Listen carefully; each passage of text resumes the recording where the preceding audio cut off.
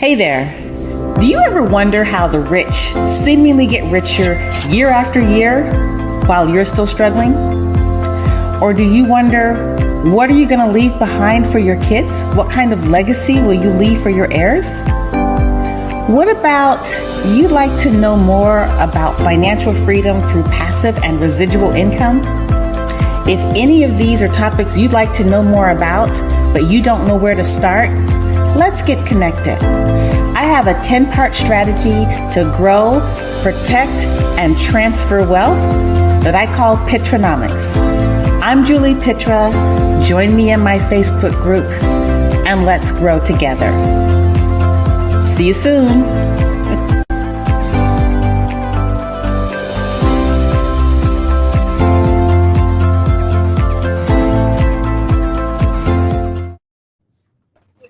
Good evening, everybody. It's Juli Pitra, and I'm here to talk about Pitranomics, my 10-part strategy to grow, protect, and transfer wealth. And again, I'm doing this live, so it'll be lots of fun. And I'm experimenting with the platform. I'm experimenting with the technology. So if there are a few glitches, please don't worry. We're just working through it. Today, we are using StreamYard, but I'm not going to keep people backstage. I'm going to get as many people as I can on the stage. And as always, if you have questions, please put them in the chat or comment. I should see them, or somebody will tell me about them. And I'm sorry, I look so shiny, but that's just the way it is today. So anyway, today we're going to talk about the strategy. Who is in your lifeboat? And are they helping you to paddle, or are they causing you to sink? It's really important to mind very carefully the people you allow close to you, those whose opinions impact you, those whose energies impact you. So that's what today is going to be all about. As always, I generally have some backstory or some anecdotes to share. And I was having a conversation earlier with a friend, bringing up the analogies and the metaphors my mother used about eagles, and the fact that eagles are majestic birds and they soar. You can't see that because of my weird virtual background, but they soar high above. And the way they do that is because they're just fantastic creatures.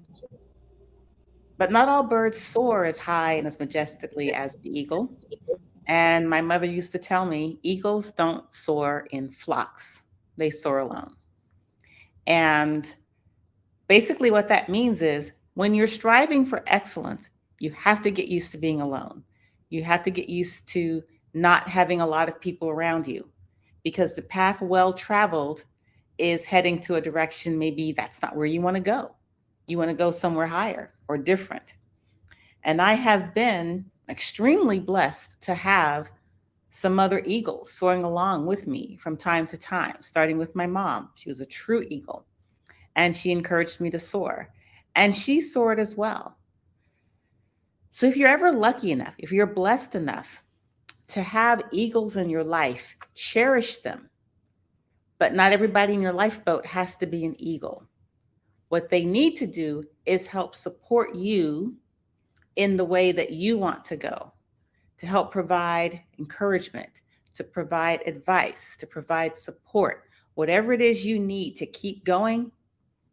That's where you need to find those potential lifeboat partners. What you don't need in your lifeboat are those that take your resources away from your goals, keep your confidence low, or sabotage your plans. Those are the ones causing you to sink. And those are the ones, while they may be people you love, you have to learn how to love them with a long-handled spoon and don't have them immediately in your circle. So let's start with, I'm trying to use more visuals and have a presentation. So here's the first page of Pitranomics. Once again, my logo is fairly new. I'd love feedback about it. I like it, but let's keep playing with it. And the next thing I just want to show is the 10 strategies again for everybody who hasn't seen it. We're on strategy number 3, who is in my lifeboat? So The important thing to remember is that you can go through the strategies one at a time, but you don't have to follow them in order. You can do them two or three at a time, but it's usually best to focus on one in the moment. Be in the strategy in the moment. So, assuming you've done the assessment, which is to figure out where you're headed, what are your end of life goals, what are those things so important that you dedicate your life to, and you've also figured out what are your resources that you have available to pursue those goals.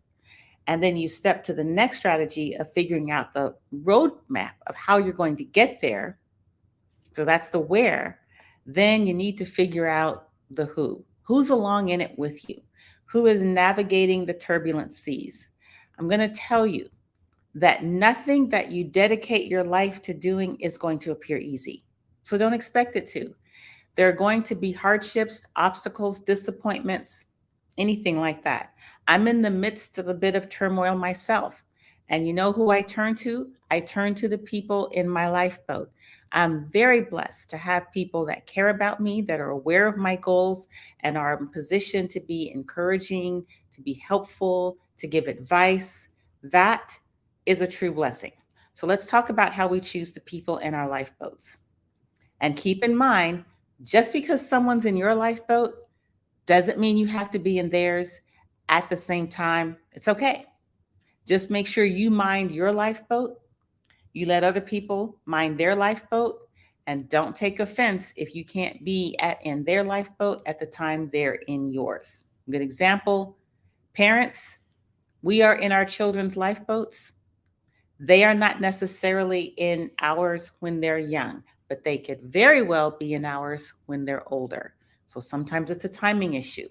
It's not a bad person, good person, we love you, we don't love you issue. I want to share a story. When my mom passed away when I was, how old was I? 30? It was 1996. And right after her death, I went back to grad school to finish up my last semester. And I felt at some point I was handling my grief really, really, really well. But then I had an amazing day. And the one person I knew I wanted to share it with was my mom. The great day, the fantastic day. I wanted to share my moment of triumph with somebody I knew would pour into my cup even more. And she was gone. And that was a day that was really, really, really great until I realized the loss of someone really important in my lifeboat. And I didn't know who was going to be there in her stead. So I was caught in a weird place. The man that is now my husband, the wonderful man that is now my husband, was someone I knew. We were dating, but it wasn't quite lifeboat status. He was important, don't get me wrong, but he wasn't someone I thought would be helping me to paddle through my life. How we became really, really close is that he stepped up and became that person. He became my rock. He became my support. He became my nurturer. And in that, it wasn't just him giving to me. We recognized the strength we had together. Now, here's another thing about being the lifeboat. It doesn't have to look to someone else like a perfect lifeboat partner. You just have to get what you need from them. And you need to figure out what that is. I didn't need someone to baby me as if I were weak. I didn't need someone to completely take care of me. I needed someone to be there when the journey got just a little hard, maybe just a little overwhelming, to say, yeah, I know you can still do it. I know how strong you are. I know how amazing you are. The fact that you're stumbling a little bit right now, I got you. And I'm here. And I'm going in the same direction. And by the way, even though you're not in your strongest state, you're building me up as well.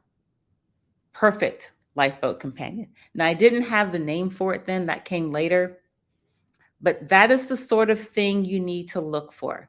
Not just who do you turn to when you're in the midst of despair, because a lot of times when you're desperate or in misery, you tend to find other people who are desperate and in misery. And although that might feel comfortable, that's not helping you paddle. That's not helping you navigate the rough seas. And if you need to wallow in that for a moment, there's no judgment here in Pitranomics. do so, but don't linger, don't stay. Look around. And if you're not progressing, no matter what major wave has come has hit you, you need to figure out what's going on. Who are you with? Are they causing you to sink as well because you're drowning in misery together? Or are the two of you buoying each other up and paddling and still moving ahead no matter what life throws at you? I remember seeing a video, a while ago, and I know I've shared it. It was about sometimes that demon, that person that's not good for you, will be disguised in everything that you crave. So you have to be careful. You must remain strategic. You can have a moment, don't worry about it, but don't stay there. So, what's another thing to look for? I hear from some people, this guy's been my friends, these have been my friends since I was 5. We've got 40 years together, or their family. And, you do things for family. You're there for family. I'm not arguing with any of that. All I'm saying is, if they're family, if they're friends, if they're blood, if they're not, whatever it is, if that small, still voice in you doesn't want to share your triumph, you only feel comfortable going to them in failure and in misery and when you're diminished. If you don't think they will celebrate your triumph with you, and you know this, all you have to do is take a moment to be still. And right when you want to share your news, if you feel the need to downplay your exuberance and your joy in what you're doing because you think it's going to do something negative to them or cause a problem with you, they're not to be in your lifeboat. Don't let them in. And if they're in, get them out. So once again, listen to that small, still voice because it will tell you. Don't diminish yourself for lifeboat partners. The next thing I want to point out to you is that person doesn't have to be your best friend. That person doesn't have to be what looks like a life partner, because the lifeboat partner can be for a while. It doesn't have to be forever. I kind of feel like I've lost one of my lifeboat partners recently, but that does not diminish in any way all the contribution I got from them being in my lifeboat for a time. I will never forget it. I'm always grateful. But sometimes life changes. It's time to step out. If we look at this picture, it's 2 people in a canoe. Looks like they're probably out on a lake somewhere. Looks kind of romantic, right? Kind of fun. But the issue is one person has the paddle and the other person doesn't.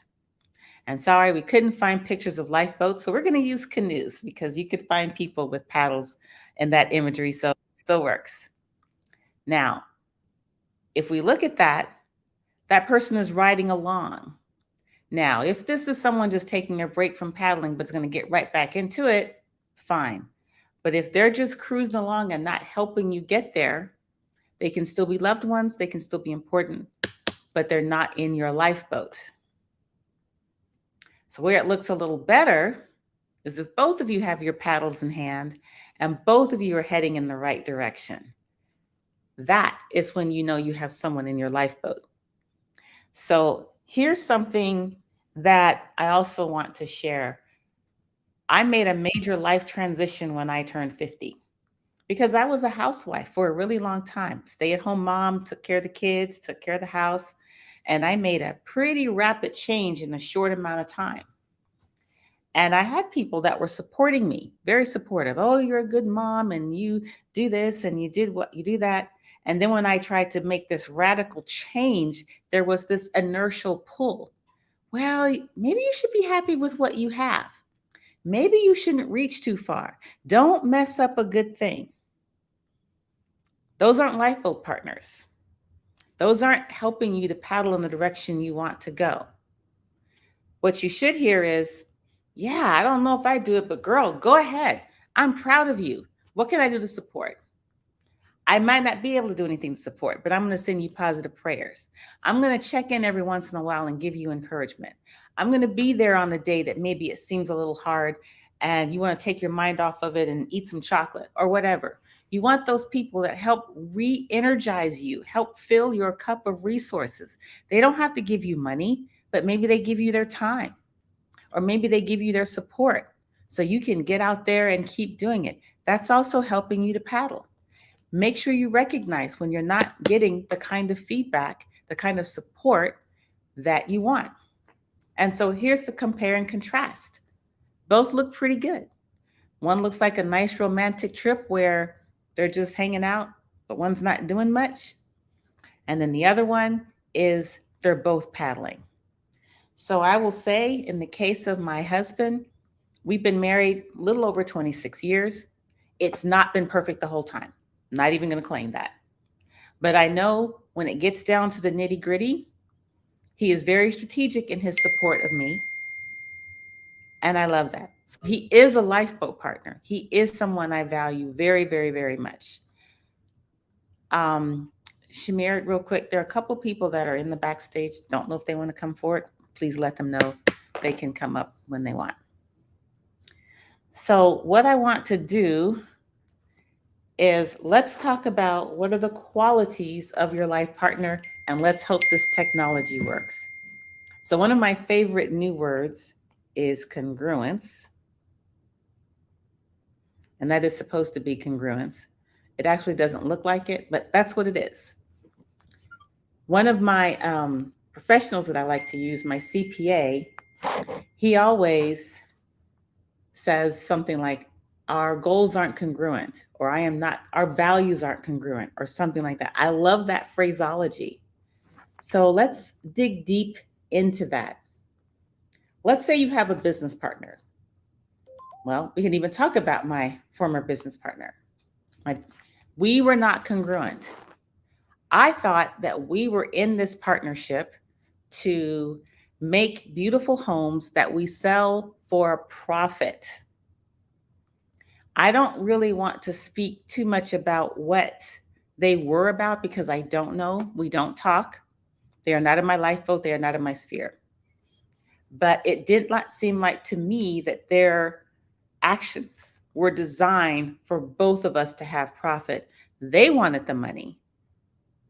They were siphoning off my resources that didn't come back to me and do me any good, but my resources did them good. So let's think about that. Let's talk about the big one, time. Most people are very able to determine when money goes awry, but let's talk about your time. Let's talk about the person that says to you, well, you never want to do the things that you used to do. You're becoming too, you think you're better than everybody else. You're becoming too big for your britches, or what is it? Is that the expression, the idiom? Something for your britches. I don't know what it is. And you're not one of us anymore. That sounds like pigeon talk to me. That's not encouraging an eagle to soar. That's encouraging that eagle to stay in the flock of pigeons where they feel comfortable. Because here's something to recognize. Your greatness shouldn't threaten someone that wants the best for you. Your desire to soar and excel only threatens those who think little of themselves and don't want to see that negative reflection in you. People who desire greatness don't want to see other people limited. Another way to say this, an eagle doesn't disrespect another eagle. An eagle doesn't sabotage another eagle. Hopefully, you soar together for a while and then you go off into your separate horizons. But in the case of my former business partners, the big resource, well, two, my time and my money was not spent in furthering my goals. And it wasn't for them not knowing what they were. That's not the reason. They knew. But that did not matter when it came to them pursuing their own goals, which were in direct contradiction to mine. They were not mutually advantageous. So think about congruence. And you know what? I want to take just a moment. Does anyone want to share either privately or step up and say, and we can because we're all on the studio, an example of when you felt not in congruence with someone that was close to you? Come on, guys. You know, I love the interaction. We can do it and I can keep talking, but if anyone wants to say something, please do I'll join. share. I'll Thank you. share. Hi, this is Lexi. Hi, Lex. I Hi. So I will say, as someone who is divorced, I felt that way about my ex-husband, where it was very clear that he wanted me to be for him, but he was not for me, and we were definitely headed in two different directions, and he was no longer a lifeboat partner. So And was there a moment where you just sort of looked around and said, this is not working? I think I don't know if there was an exact moment where I realized that it wasn't working. I think there were a series of things that for me I was trying to fix, trying to fix, trying to fix. And then there was a point of time where well, I guess so, yeah, there was a point of time where I said, okay, I'm the only one trying to fix this. I can't do this anymore. So yeah. Yeah. So thank you for sharing that. Here's what I have found to be often the case. Sometimes we stay in a diminished state. We're not soaring and we know it, but we rationalize why it's okay for us to be in that diminished state. And we have support from people around us in that rationalization as to why it's okay for us to stay in that diminished state.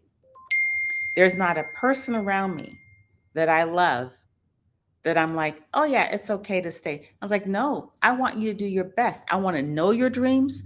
I want to know how I can help. And when I see it looks like somebody's not in track, okay, how do we get you back on track?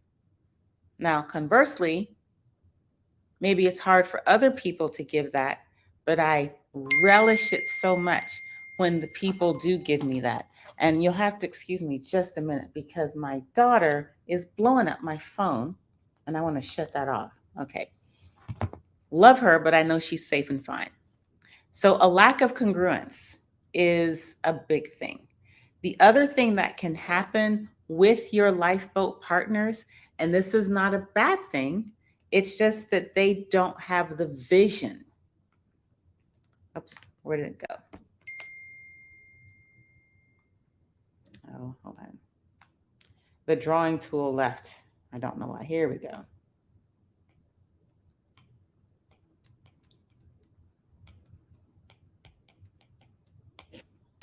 You see that? Lack of vision, not necessarily of your goal, but of their own impact in your life. So I know a girl, exemplary person. She's amazing. But every time I talk to her, she tells me of an example where her mother seems to just, how does she say, burst a hole in her bubble, seems to deflate her every time she is on the precipice of greatness. And what's really sad about that is I know this mom loves her daughter, loves, loves, loves. But she feels that her job as the mother, still of a woman in her 40s, is to protect her daughter from disappointment and pain. But in a momentous journey, you're going to experience disappointment and pain and all of the negative emotions. That doesn't mean you're not supposed to be on that journey. It means you're supposed to get through those obstacles. But the person that punches a hole in your sail as you're trying to navigate, they shouldn't be in your lifeboat. They shouldn't be the people whose opinions and judgment guide your actions.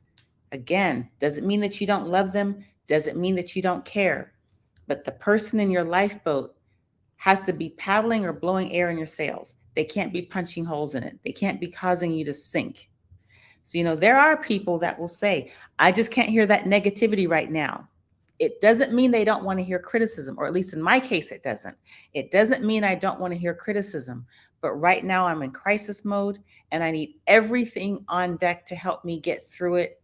And then we can come back to it. Unless, of course, you're in it with me, then we're strategizing together. But if you're not, don't punch a hole in me. Not then. There's a time for it. And the person that has the correct vision of who they're supposed to be in your life knows when it's the correct time. Okay. I will say that there have been times I have not been a good lifeboat partner because I wasn't clear on the vision of my role in their life as their support. And sometimes those friendships don't survive. I don't hold any ill will. I just understand that at that moment, based on what they were going through, I was not helping. And in order for them to get through it, they had to set me aside. And when I look and I see what they've accomplished, I applaud. And I'm still happy that they had the fortitude to decide what was right for them, even if it wasn't me or it wasn't me at that time. So that's another important part about lifeboat partners. They have to be able to put, in that instance, you above them. If it's always them above you, they're not doing you any good. Doesn't matter how charismatic they are, or how much money they have, or how beautiful they are, or how popular they are. These aren't the characteristics for what helps you. So let's talk about something else. My husband right now is training to perform in an Ironman. It might be great. Excuse me, my voice is cracking because this is how I feel about it. It would probably be pretty cool if we had common purpose. And my handwriting is horrible, but sorry. If I was out there training with him when he's running for an hour and swimming for 3 and biking for 4, or whatever it is, it'd be great if I could do that right now, but not going to happen. I can't be that part in the lifeboat. But I'll go to his races and I'll talk to him every day about how proud I am. And it's nothing I can do. I mean, just the fact to get in a lake, I'm not even talking about swimming, but there are creatures in the lake, I'm sure, that are going to suck the lifeblood out of me. So I'm not going in the lake. But he gets in there and he swims that lake and he comes out and he's tired, I can tell. And then next thing is this long bike ride. And then, yep, he's exhausted. Now it's time for a run. Being there to support him, being there to encourage him, being there to make sure he doesn't have to do that alone. So when he goes to a race, I'll get up and drive, or I'll get up and let him drive because he's antsy. I'll be there to drive him back. I'll cook him a dinner, when he's out of there and he's depleted. Those kinds of things I know help.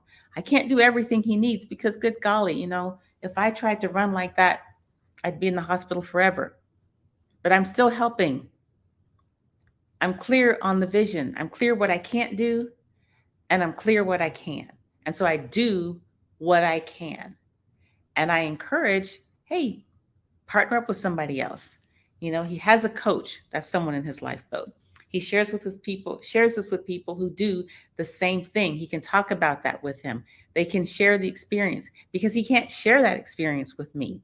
I'm not going to say it's absolutely impossible for me to compete in an Ironman, but I would bet more money on the fact that I won't. So there's that. But I do love the fact that he's doing it. Sometimes, a little bit, I resent that it takes time away from what I want him to do. I'm not going to lie, because I'm selfish. I'm an only child, and I'm going about that another way, but it's something that he wants to accomplish. Having accomplished it, I think will unlock another level in him. So I'm very proud of that. But I am in his lifeboat. When we got married, we became lifeboat partners, which is going to bring me, where's it?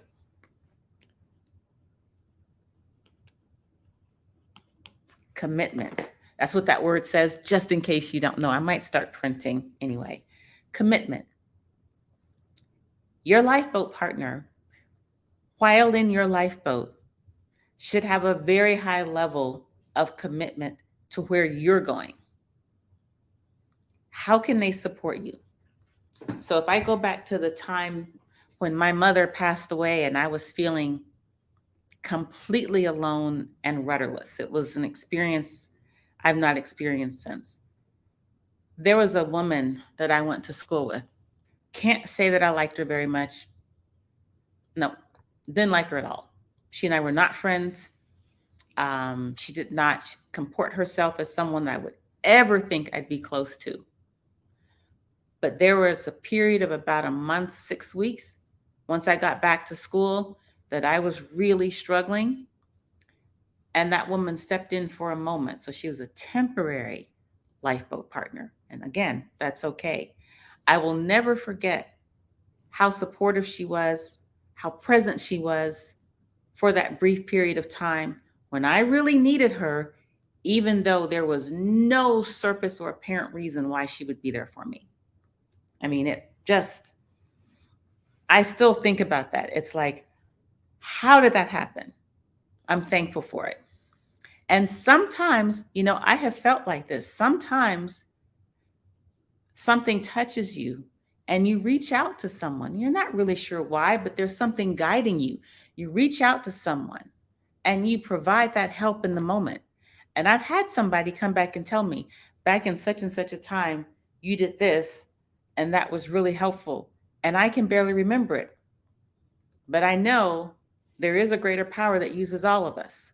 Whatever your belief system, I believe in the greater power. And sometimes you are guided to put there, to be there. And the commitment is there. Now, to me, commitment isn't necessarily forever, but it does endure for the important time.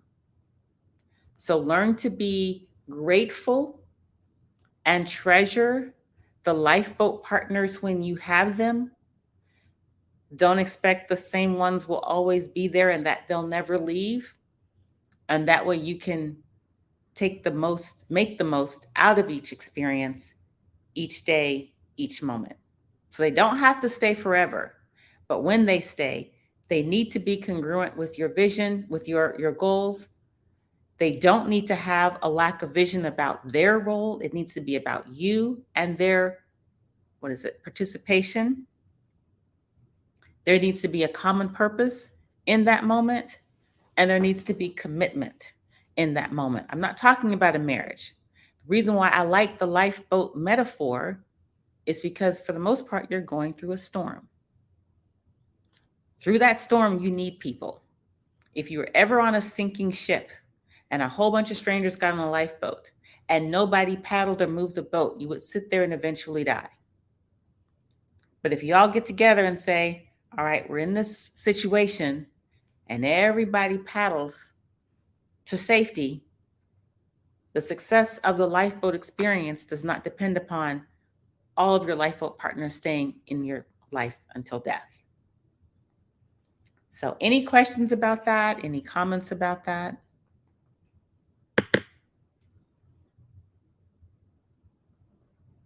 No? Okay.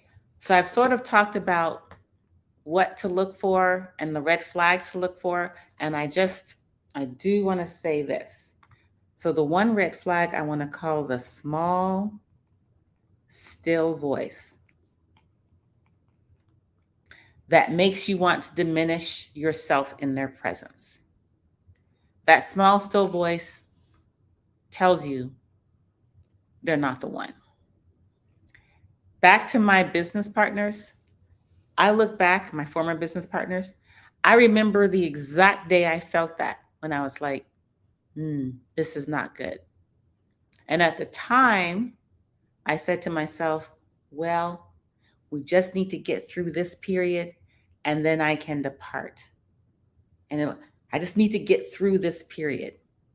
So if we go back to the lifeboat metaphor, and you guys are navigating seas and storms, and you get that feeling, this person is sabotaging the lifeboat. You got to get them out right then. You can't wait till you get to safety. If you keep them in, there's a chance you won't get to safety. So as soon as you feel that, it's time for action. That's the voice, that's the catalyst for action. Clean house, so to speak, in your lifeboat. Okay. And the other part, let's call it a lack of courage.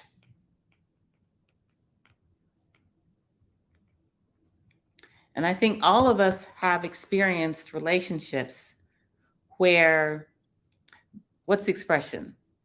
The going gets tough, the tough get going, the tough weather through. But then there's the person that's not tough. They're not willing to face the obstacle. They somehow think they're not facing the obstacle is a valid choice, and it's not. They're not facing the obstacle puts a greater burden on you when you're trying to face the obstacle. It decreases the likelihood that you will overcome. What time is it? Time to jettison the burden.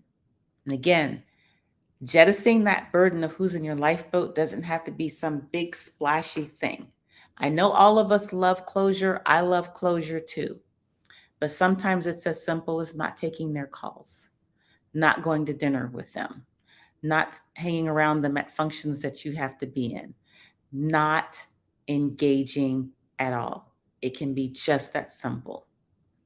So I'm going to go really deep and personal here and say there have been times that I've had to do that with my father because whatever it was I was going through,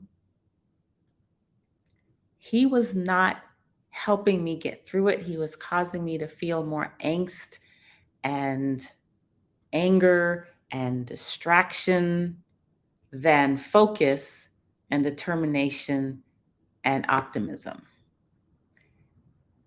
I don't doubt that he loves me. I don't doubt that. But what was clear in that moment is that that love wasn't helping me get through what I needed. That love was about to take me out. And I had to let that go. And when you let go, it doesn't have to be this angry thing. It can be the moment in peace when you realize I have made the best and right decision for me. And here's the final thing I want to call the red flag. If they require self-immolation of you for them to survive. Pretend that I wrote that correctly. I-O-N. I can spell, but I can't write. And here's how that looks. I need money. Well, if I give you money, I won't be able to make my rent. Well, you should sacrifice for me because all you're losing is rent. I'm going to lose something greater, and my greater loss should somehow justify your lesser loss. I don't believe in that. I'm not saying that there aren't people that hold that philosophy dear. I'm just saying that's not part of what I put into Pitranomics. Don't have someone put you in jeopardy to save them. Let's go back to the lifeboat metaphor.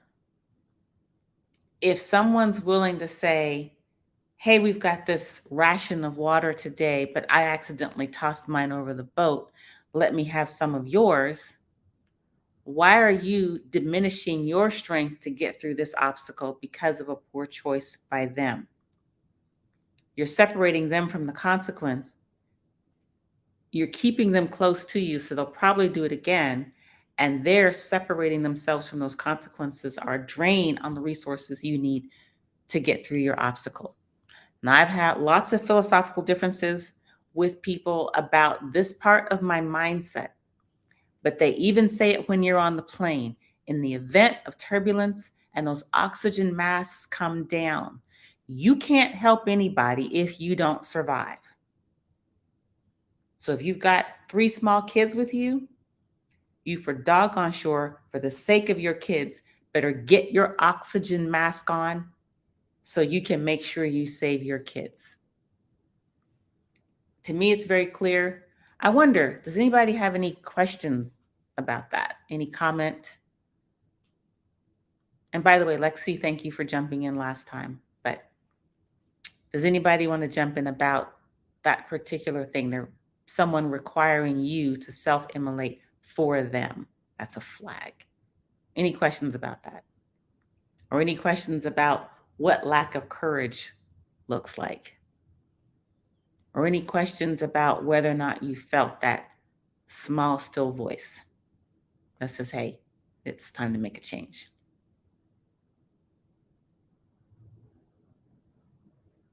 No? Okay. Well, let's see. What's the next one? What do we have? So this is just I'm through pretty much with the presentation, but does anybody have something they'd like to share that they are going through, how to help identify who should be helping them? And I'm going to tell you this, a mental health therapist, professional can be a good temporary life partner because you get to put all your stuff on that table and sort of mess it around and then get back on track. Mental health professionals, ministers, parents, siblings, your wealth manager, whoever it is, someone can also help you and at least helping you provide direction as to where you need to go. They could be in the case of crew, that sport where you have all the people rowing, there's somebody in there leading the rowers. They're not paddling because they have to stay focused on the direction and the strategy, but they're still making sure you're getting where you need to go. So as far as the 10-part strategy, that's this one. Hey, Shantae, do you want to say something? I was going to say, just as you're speaking on who's in your lifeboat, a lot of people around me at work, they're bringing up more and more how they say they have a board of directors. And it really sounds very similar to who's in your lifeboat. So the idea is these different people within their lives that know them, that they want to have an accountability partner to be able to speak to them truthfully and honestly when you need either feedback or support or help when you're in distress or anything. And that kind of resonates with the lifeboat analogy. Had you heard about how people may call this similar to you, who's in your lifeboat, that they have a board of directors? And it doesn't have to be where you're a CEO or a high level in management or anything like that. You could be a young kid or a teenager, young adult.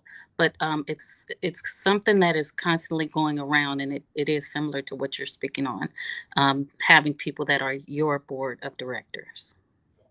No, I do like that. I hadn't heard about that, but it immediately resonates with me because I believe in a corporate structure, uh, the board is supposed to have the requisite experience and to be able to work together to help advise and provide direction to the C suite. So even though the C suite's doing the rowing, they do need help with the direction. And if you've chosen carefully, again, the people on the board don't need to be like the people who are the CEO or the COO or the CFO. Those aren't the same type of people. They're just making sure you're getting there. So I do love that. I would have to work through that a little bit more. Um, but I do like that. One thing I like about most board of directors is that they tend to incentivize them for the long term success of the corporation rather than the short term. So there's not really salary, as there may be stock incentives or whatever. So they want those things to go long term. I like it. I'd like to work on that. Are you my board of directors, Shantae? I'm on the board. Thank you. Am I on your board? Yes, you are. Wonderful. I appreciate that. I appreciate Absolutely. Thank you. that. And we have so much fun. We have so much fun with it too. Um, what's something else I want to share about this? Oh, one quick thing. I don't know if any of you know what a lifeboat is when you go onto a like a cruise, but I did that for the first time last year. And when I got on the boat, I immediately wanted to go see these lifeboats. I wanted to make sure I knew where they were. And when we got on the boat, part of the orientation was to know where to meet. So you would go to the lifeboat, and I was like, I don't even know what one looks like. Let me go find out what one looks like. And I really was kind of imagining a raft, but they're The lifeboats are these metal structures, at least on that boat, that look pretty sturdy. So it'd probably be difficult for one person to sabotage that lifeboat, maybe. I don't know, didn't have to get in it, so that was great. But metaphorically speaking, you should know what your lifeboat is and is not. So, what is your lifeboat? What does it feel like in your life when you have someone in your lifeboat? Okay. Who do you call? Who do you go see? Who comes sees you? Who thinks about you? Who shows you encouragement in a way that makes sense to you? Who's there for whatever time? Who seeks to understand your direction and supports it? So I have a good friend from college. She was my roommate, actually. And we talked about this once when her mother passed away. And all of these people came. And so many of them said, I got to laugh at this. We're so sorry. Just ask us. We'll do anything for you just to make sure you help, anything you need. And she told me what she thought was, well, these dishes need doing. And somebody messed up the bathroom. And it'd be nice if all this food was put away. And I wish somebody would help me get all these people to leave because I'm tired. And I wish somebody would come and check in tomorrow. And not just tomorrow, but maybe next week and next month. Because here's the thing about grief, it doesn't all hit in the first month. Sometimes it hits 6 months later or on some random day that means something to you, like it did for me. And at the time she told me this, I couldn't relate because I hadn't lost my mom. But when you say to someone, is there anything I can do? Just understand the mental energy when you're in the middle of something to come up with something to tell them to do in itself may be overwhelming. So sometimes the person in your lifeboat needs to be able to come in and have a look and just quietly get to work to help you get through it. So the lifeboat shouldn't be something you have to build in the midst of a storm. It should be something you're building every day of your life so that when you need it in the midst of the storm, all you have to do is go to it. You know what it looks like. You know where it is. Don't start building it in the midst of a storm. If that makes any sense. So once again, I don't like to really go over. I am so thankful for those of you that spend the time to come in and share this moment at 6 p.m. Central on Thursdays with me. I really love it. Next week, we'll be back here, 6 p.m. Central, talking about the next strategy. But if no one really has anything else to share, I'd just like to say that I love being able to share Pitranomics. It's my 10-part strategy to grow, protect, and transfer wealth. I hope all of you get a little something from each of these sessions. And if it's less comfortable to share in it, you can always write to me or text me, call me later. I don't answer calls as much as I answer texts. I'm always pretty scattered. If you have something you want to ever throw into the group to be discussed, anonymously, feel free. I'll discuss it like I came up with it myself, or I'll just say a friend or whatever. And don't feel embarrassed about not being able to do one of the strategies well. That's not the point. The point is to keep doing better, not to do it perfectly. Because, man, then you'd be done. What else you do next? So improvement, small gains, step by step. That's how we accomplish these strategies. So I'm going through them with you every single time. I'm constantly learning. I'm constantly going through obstacles. I'm frustrated. I'm distracted. I'm discouraged. I'm embarrassed, just like everybody else is. The difference is we're building a community so we can do it together. I thank you guys for coming. And that's about it. So, mwah. See you guys next Thursday. And thank you for joining me. Have a great Hey, night. Julia, Yes, before you go, before I go. I really enjoyed it. You hit on a lot of points. I must say, um, if you say you're not a therapist, but you was mine tonight. That's for certain. Thank you so much. I appreciate that. I appreciate that. And you and I have had some Yes, ma'am. wonderful talks, and I'm looking forward to great things between us in the future. Yes, It is time. definitely. Yes, it is. Thank you for saying that. And you Thanks guys again. have a wonderful, wonderful night. Bye bye. Thank you.